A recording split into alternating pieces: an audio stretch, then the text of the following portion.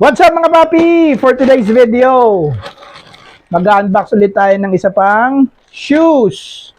6 months ago or 8 months ago, bumili ako ng Puma Palermo na collab ng Mercedes AMG. And dahil sa sobrang gustong-gusto ko yung comfort nitong sapatos na to, for today's video, i-unbox ko yung second na Puma Palermo na binili ko. So, compared to the Samba ng bayan, mas dehamak na komportable itong Puma Palermo. So, samahan nyo ako. Share ko sa inyo to at i-unbox natin itong Puma Palermo na binili natin sa puma.com. Let's do this! Throw your hands up if you with it, drop it. Alright, so buksan na natin. Medyo kinakabahan ako rito. Sabi kasi ni Christine, si Christine yung nagde-deliver ng mga parcel sa amin. Sabi niya, i-video ko daw to pag binubuksan ko para may katunayan na kung mali or may concern tong package na binigay sa akin, may ibabalik ko. So ayan, kitang-kita nyo naman. Sarado pa. Tapos nung kinapa ko yung box, parang bukas. Medyo duda ako, kaya titingnan natin. Sana walang problema, di ba? So, ito na. Puma.com. Tingnan mo naman, oh. Pero mukhang wala naman siyang problema. Wow! So, ito yung Puma Palermo na binili natin sa Puma.com. Ang price nito is around 6,200. So, the usual built. So, ang special lang rito is ito. So, mahilig ako sa mga mga hindi pangkaraniwan na shoes. Pero yung built niya is, the usual Puma Palermo. We have the gum sole, tapos white na Puma, swoosh ba tawag dito, pero yun. Tapos leather, yung niya. Leather yung upper niya. Leather yung upper. Gum sole. Tapos, meron din leather sa may toe box. Ito yung loob niya.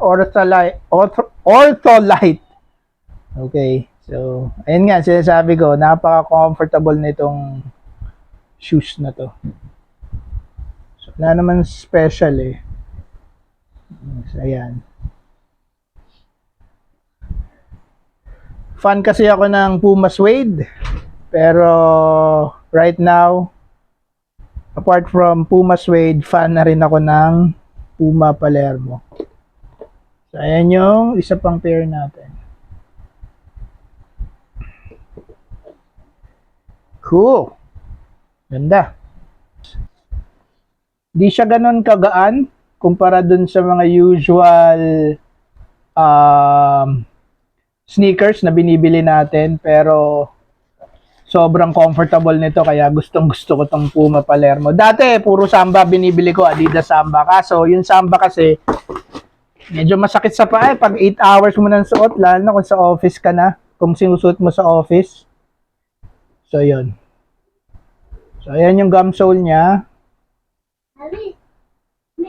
So, pangkaraniwan lang. Hindi kapares ng AMG natin. Yung existing na AMG natin, meron mga iba-ibang kulay dito sa gum sole. Yung video nun, nandito rin sa sa channel ko. Hanapin nyo na lang. Tapos yung AMG, meron ditong tag na AMG. Ito wala. So, sukat natin, tinan natin kung anong itsura sa feet natin. So, ayan. So, itong cover niya, velcro lang to eh. So, natatanggal yan. Ayan, velcro lang yan. If you wanna take it out, pwede naman. Pero kung gusto mo, astig yung Puma mo, ayan. Meron. I wanna take this out of the tongue. True to size nga pala to. 8.5 ako eh. So, true to size siya. Di mo kailangan mag-adjust ng one size down or one size up. So, football inspired itong Puma Palermo. Ha, ganda.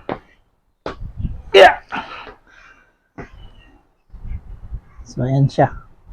Yeah. Ayusin lang natin to. Yan.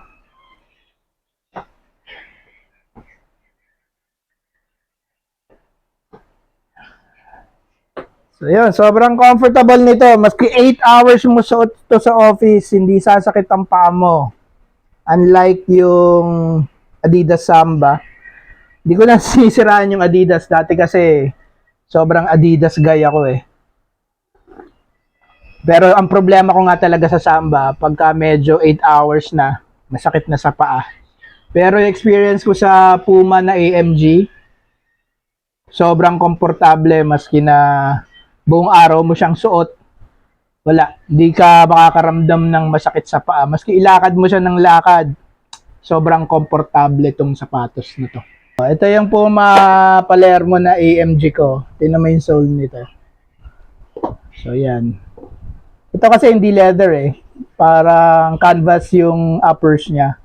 Tapos may tagging na Mercedes AMG.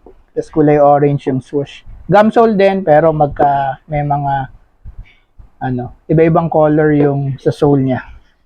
This one is the classic white and black. Ito lang, meron lang something sa tang na pwede mo naman tanggalin kasi naka-velcro lang yan. So yan, that's your Puma Palermo. Mas gusto ko to talaga kaysa sa Samba. Sorry dun sa mga fan ng Adidas. No offense, I mean no harm, pero comfort-wise, I will choose Palermo over Samba any time of the day. Ayun lang. Thanks for watching. Till the next Budol. Peace!